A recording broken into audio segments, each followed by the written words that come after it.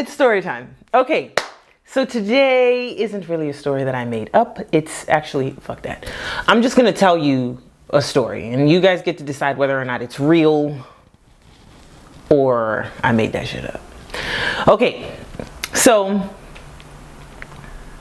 several years ago when I was a young grasshopper, I was in college and I was in the nursing program, and they had these exams called skills exams. So basically what you would do is you would show up in your uniform, you would get there, and you would basically do a skill, like a specific skill, in front of an instructor. And they don't say anything until the very end. At the very end, they'll be like, you failed or you passed. You just have to do everything that you remember to the best of your ability.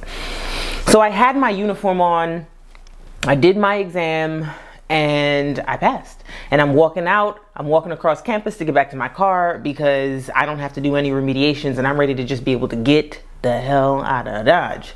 So I'm leaving and this gentleman, like, we make eye contact, but I just look away because I'm not really thinking about anybody or anything but going home. And so he looks back at me, and you know, like you could feel somebody's eyes on your head. I felt this man's eyes on the side of my face and then the back of my head, because I'm sure he turned around to watch me continue walking. So he was like, excuse me, I just wanted to say that I really liked your hair.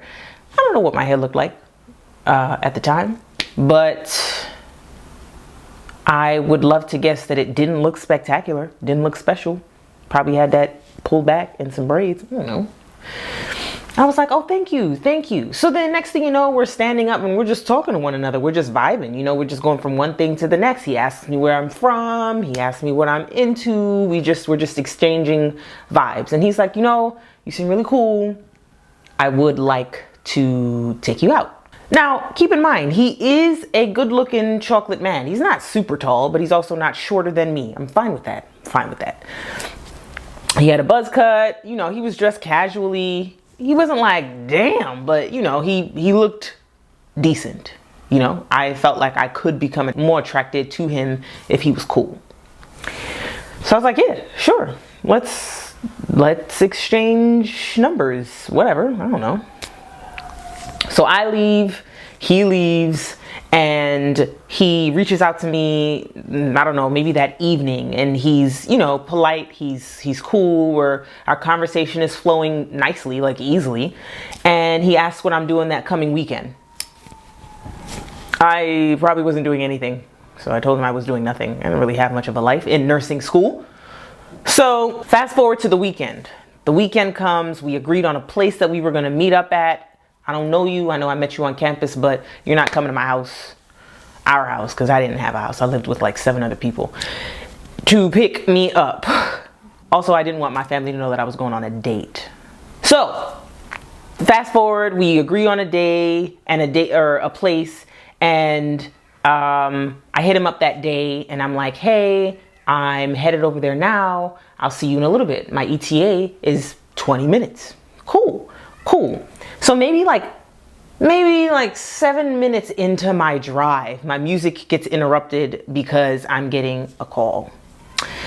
And I answer on speakerphone because my 1999 Jeep Grand Cherokee didn't give me the option to speak to my car. So I was like, hey, what's up? And he's like, hey, I hate to ask you this, but do you think you can pick me up? Do I think I can pick you up? Like come get you from where you are, your destination, your place, where you are.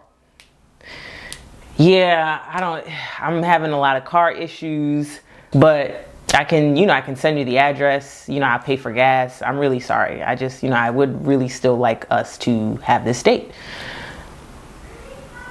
Okay, sure, yeah, send me the address. So he sends me the address and I'm looking at the address and I don't know, I guess the closer I get to the destination is when I realize like I'm not actually going to someone's home, I'm going to a business. And he calls me, this man calls me back like while I'm on my way there, and I let him know like, hey, I'm almost there. I'm like 3 minutes away. And he's like, cool. I cannot make this up, okay? I'm just hear me out. This man says to me when I answered the phone, hey, I seem to have misplaced my wallet and I'm at the barbershop. Can you pay for my haircut? What? Wait. Now, granted, I knew that I wasn't going to somebody's house, but I didn't realize that until I was almost there. So I'm like, my guy, you told me that you don't know what's up with your car. You're having car troubles. So somehow you made it to the barbershop. You are currently, you've already gotten your hair cut. You want me to pick you up and pay for you to get this haircut? Yeah, I know it's a lot. I really wasn't anticipating all of this. I'm really in a tough spot right now. Bruh. What? Like, what am I supposed to do with this information? I'm like literally about to pull into the parking lot at a barbershop. Like,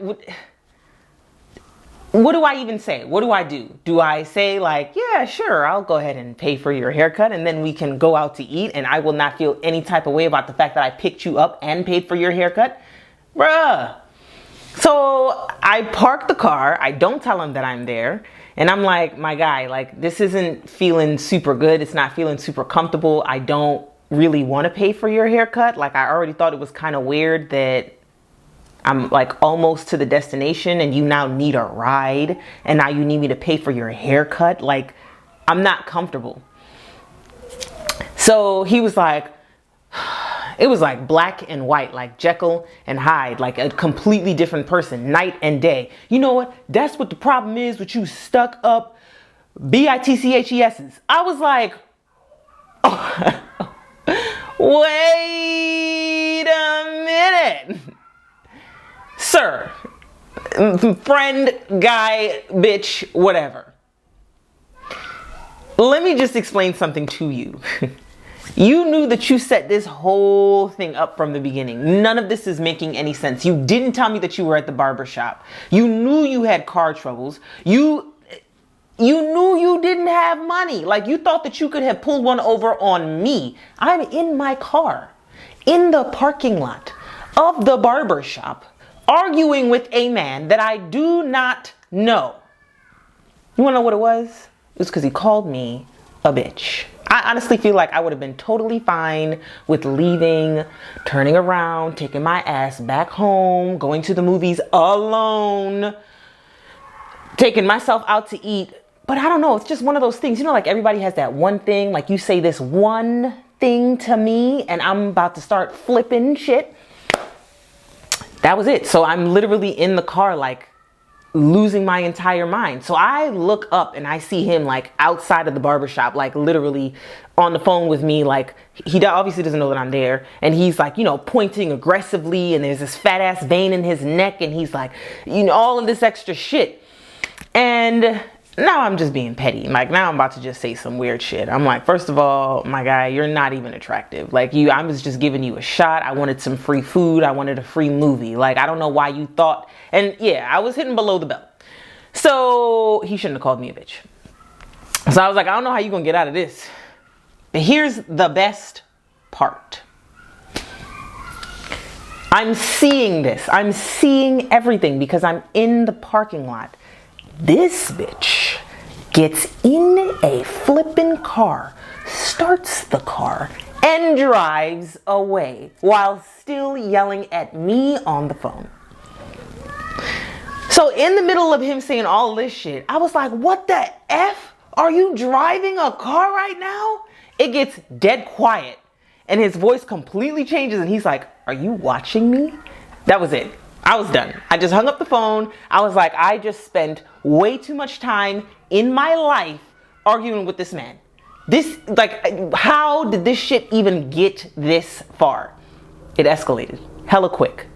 So There is no lesson to this story. It's just a story. Shit happens. It was a weird experience. Thank you for listening. Have a blessed day.